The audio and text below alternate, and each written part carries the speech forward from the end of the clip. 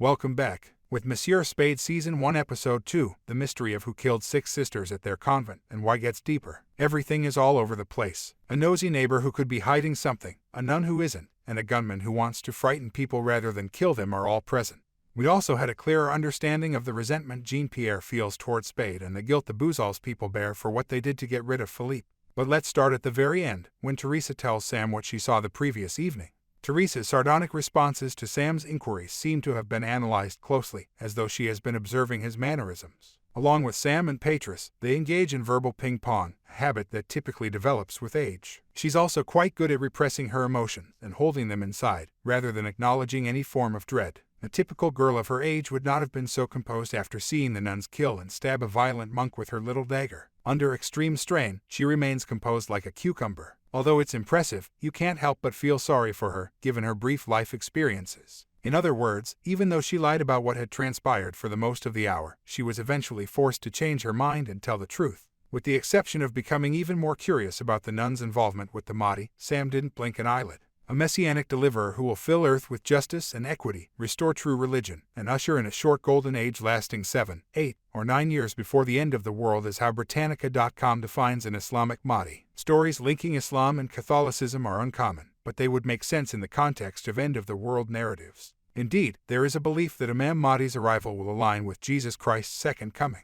This Phil archive paper states that one of the indicators of the Day of Judgment is the presence of Imam Mahdi. With the help of the Messiah, Imam Mahdi will see to it that the Prophet Muhammad's mission is fulfilled and put into action. Should that be the path this story takes, Sam Spade has discovered a big case that might be problematic for all parties. Teresa lied about her father's involvement because she so much wanted her fantasy ending to include a father who loves her more than anything else, not because he was there and got shot. Philippe is not going to be that man. However, he has some sort of involvement in this crime. During a visit to the convent in Monsieur Spade Season 1 Episode 1, a young nun appeared and greeted Sam. She had a locket containing a portrait of herself and the boy, Zaid. Before she was killed, she also informed the monk that the Mahdi was there. The boy was at Bouzols because of an arrangement made between Philippe and the young sister. She may have been motivated by a religious belief, but Philippe's involvement was probably due to payment. Sam made a crude remark to Cynthia Fitzsimmons, saying he couldn't fathom Philippe Saint Andre parting with a large amount of money, or any amount at all, to own something he could just take for himself. Sam has previously stated that he accepts jobs for the money and then lets them go after they are completed.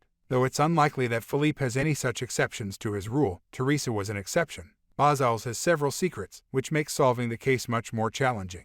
Investigating further can uncover motives you never would have thought to investigate once you start peeling secrets like an onion. Additionally, it seems as though Monsieur Spade is laying down some red herrings, as evidenced by Jean-Pierre's return from a hunting trip immediately following an attack on Sam and Teresa. Sam's inheritance of Gabrielle's land, after he revived the vineyard, grieves Jean-Pierre. Does it make him want to kill? It makes little sense in light of what he witnessed throughout the war. Because of his deployment, Jean-Pierre is likely seeking to reconstruct his life rather than completely destroy it, as evidenced by his desire for what he feels is properly his. He is devoted to Marguerite. He doesn't want to see them live as walking wounded. Instead, he envisions a better life for them. Jean-Pierre is not the right suspect in that shooting because of his hair trigger. After his hunting vacation, he came back determined to reclaim what was rightfully his, but it didn't take much for him to lose his temper. He would not have been at the top of his game if he had become enraged enough to shoot Sam and Teresa. Whoever fired at them intended to miss, and that is not indicative of a dangerous individual. Conversely, Henry was wearing a brown leather jacket that resembled the cyclist's outfit. Exactly who is he? He has the same access to military hardware that Jean-Pierre would if he relied on his sources because he is an army member. There are a ton of things to consider. This brings the Fitzsimmons pair into view. Alarm bells go off when George takes notes while peering out of the bushes at the estate because he tries too hard to seem charming. It was strange that Henry took notes after witnessing George do the same. However, things really become interesting when George's mother shows up.